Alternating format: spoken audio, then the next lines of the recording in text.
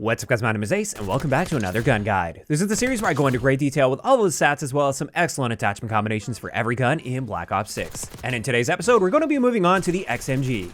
And starting it off as always, let's have a look at our damage profile. And with this gun, just like with the PU-21, it's going to be a 4 to 5 shot kill to the body, depending on the range. And when it comes to headshots, without the CHF barrel, you need 3 headshots mixed in with body shots in order to reduce the number of shots to kill. Whereas with the CHF barrel, now you only need 2 headshots mixed in to cut that down. As for our pre-fire delay, all of the LMGs have a pre-fire delay. This is roughly 50 milliseconds based on my hand testing, which isn't perfectly accurate, but I can say with confidence this is definitely a shorter pre-fire delay compared to the PU-21. And when it comes to our rate of fire, this is 698 rounds per minute, which is the slowest in the LMG category. And what this means is, excluding the pre-fire delay, our 4-shot time to kill potential is 258 milliseconds, which, while this is slower than the PU-21, it is still a very fast time to kill in this game, especially when we look at the ranges, which we'll see in just a little bit. But before we do that, your headshot time to kill, if you can get that 3-shot kill with headshots, it's going to be 172 milliseconds, again, excluding that pre-fire delay. And then finally, when it comes to rapid fire, our rate of fire will be boosted up to 732 rounds per minute for a 246 millisecond 4-shot time to kill potential. Now, let's have a look at our damage range, and this is one of the big strengths with the XMG. It has an insane 4-shot kill range at 61 meters. And in this game, for 6v6 multiplayer, you would be very hard-pressed to be able to find a practical line of sight that's beyond 61 meters.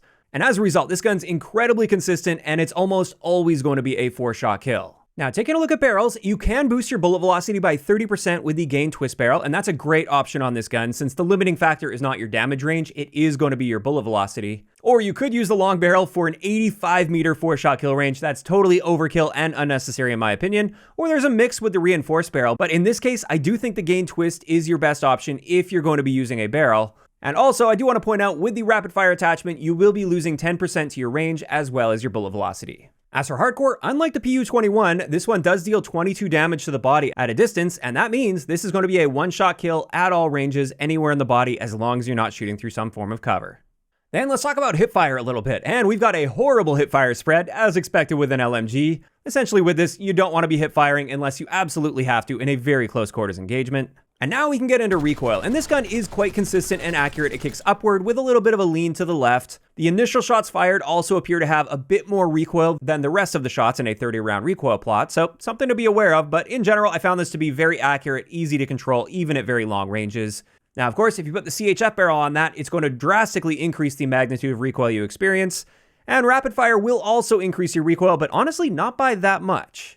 Now, moving on to handling, unfortunately, we have a very slow aim down sight time by default at 450 milliseconds, and our sprint to fire time is the slowest in the LMG category, and that's saying something since the LMGs in general are quite slow. Your standard sprint out time is 260 milliseconds. As for slide to fire and dive to fire times, these are both standard for LMGs at 410 milliseconds and 490 milliseconds respectively. So definitely doesn't excel in the handling department as expected for an LMG. Then when it comes to our reload add time, we have the slowest default reload time in the entire game at 6.73 seconds. That's a very long time in Call of Duty terms, although we do have a very large default magazine capacity at 100 rounds, so that helps at least. You shouldn't have to be reloading all that often.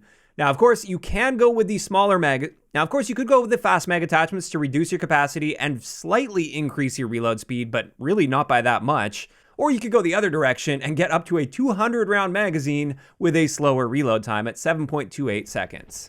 And then finally, for our base stats, let's have a look at our mobility stats. And we are quite slow across the board, especially with our aim walking speed. This is very slow. Even for LMGs, this is slow at 2.4 meters per second. So you're practically locked in place the moment you aim down sight. And you're really not going to be getting around the map all that quickly, which is expected out of an LMG, of course. Now finally, before we get into the attachment combinations, I do want to point out, just like with all of the other LMGs, we do have the unique Crossbar underbarrel attachment, which will prevent us from fully aiming down sight, but we'll have slightly better mobility while in this less accurate state. Now, in the case of the XMG, I personally don't like the crossbar. I'm not going to be sharing a build with that today. And without further ado, let's dive into some excellent attachment combinations I've got for you guys. And the first one I've got is my aggressive stealth build. This is the one that's designed to actually get around the map, and I like treating it like a slower assault rifle rather than an LMG. With this, we got the suppressor to stay off the radar, the Fast Mag 2 attachment, which will help with our handling, and also it'll give us a slightly faster reload time. It's mainly for the handling benefits though. We've also got the CQB grip combined with the Strelic laser, so we get a pretty solid sprint out time, slide to fire, and dive to fire time.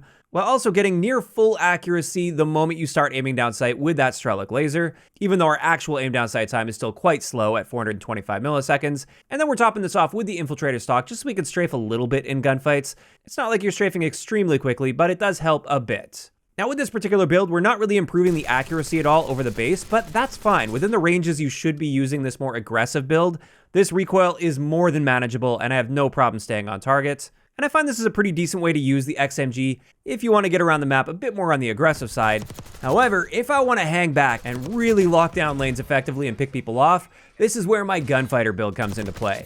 Now with this one, we're using the Kepler Microflex Optic, the Compensator, the Gain Twist Barrel to get that velocity boost, the Vertical Foregrip, Extended Mag 1 for a 150 round magazine, and this doesn't hurt our handling at all and it hardly hurts our reload time. We've got the Quick Draw Grip for a 360 millisecond aim down sight time, the Infiltrator stock, and then finally the Recoil Springs. And that combination of the Recoil Springs, the Compensator, and the Vertical Foregrip gives us an incredibly accurate and easy to control gun. You can just laser people across the map with this, no problem. And that added bullet velocity really helps with this as well if you're stretching beyond that typical hit scan range. Now, as much as I like that build, it does require you to use the Gunfighter wildcard. So the third build I'm going to share for you guys is what I call my balanced accuracy build, which is essentially just a slightly watered down version of that previous one where you don't need to use Gunfighter. So with this, we're using the Kepler Microflex, the Compensator, the Gain Twist Barrel, the Vertical Foregrip, and the Quick Draw Grip. So we get the same aim down sight time as the previous build. We're almost as accurate as the previous build. We just don't get the Recoil Springs on top of that. And we're still getting that nice velocity boost. So this just makes for a really nice setup if you're stuck with 5 attachments and you want to be able to pick people off at really long ranges without any issues whatsoever. And with that, that's going to wrap it up today's gun guide on the XMG. As for my thoughts on this gun, I personally love it. There's just something about this gun that I find meshes quite well with me as far as it being an LMG at least. Like typically my playstyle isn't very well suited to using an LMG, but the XMG just feels good in my hands. And you might be wondering why I'm saying that when just recently in the most recent episode with the PU-21, I said I didn't like that LMG. And yet that LMG kills a little bit faster than the XMG. Now I think the reason I prefer the XMG is due to a variety of factors, like the pre-fire delay being shorter. I feel like my shot is hitting a little bit sooner, and it is because of that pre-fire delay, so that's absolutely helpful to a small degree. The recoil as well, it's not that much different, but I do find it easier to control with the XMG, so I'm more confident at longer ranges. And speaking of ranges, the range is significantly better on this gun compared to the PU-21. And when you just put all of those things together, that makes for a better gun, at least in my opinion, based on my playstyle and my experiences with these guns. Now, of course, those are just my opinions, and I'd love to hear what you guys think about the XMG in those comments down below. And if you guys have missed any of the previous episodes of Gun Guides, I will leave a link to the playlist in the description of the video. If you enjoyed this one, a like rating is always appreciated, and don't forget to subscribe for more if you haven't already. I'll talk to you guys next time.